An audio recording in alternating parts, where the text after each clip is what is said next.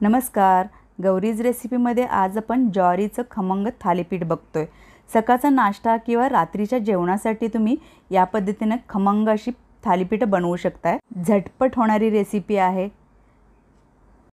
थालीपीठसाठी 1 वाटी ज्वारीचं पीठ घेतलंय, अर्धा वाटी तांदळाचं पीठ, 1 वाटी बारीक चिरलेला कांदा, 1 चमचा लाल तिखट, थोडासा हिंग, अर्धा चमचा हळद, थोडेसे जिरे आणि ओवा, 1 चमचा गोडा मसाला, चवीनुसार मीठ, भरपूर सारी कोथिंबीर बारीक चिरून घातली आहे। सर्व छान हाताने मिक्स करून घ्यायचं आहे या पद्धतीने असं, आणि थोडं थोडं पाणी घालून छान मळून घ्यायचं आहे। सगळं छान मिक्स करायचं या पद्धतीने, असं जसं पाणी लागेल तसं पाणी घालून मळून घ्यायचं आहे। पीठ आता मळून तयार झाले। एक 10 मिनिटांसाठी झाकून ठेवून द्यायचं आहे पीठ बाजूला। पिठाचा आता एक छोटासा गोळा तयार करून घ्यायचा आहे।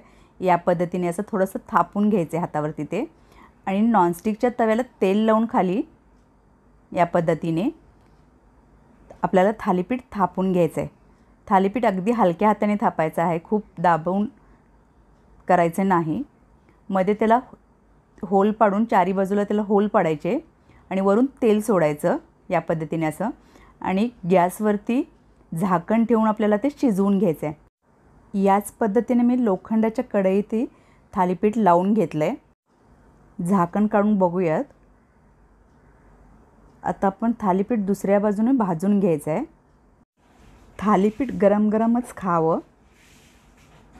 आपलं आता थालीपीठ तयार झालंय, दोन्ही बाजून छान खमंग भाजलंय, तुम्ही बघू शकताय। माझ्याकडे हे घरी तयार केलेलं लोणी आहे। मस्त असा हा लोण्याचा गोळा आणि खमंग असं थालीपीठ, अप्रतिम चव लागते। या पद्धतीने थालीपीठ नक्की करून बघा। रेसिपी आवडली तर लाईक करा, सबस्क्राईब करा, शेअर करा, कमेंट्स करा।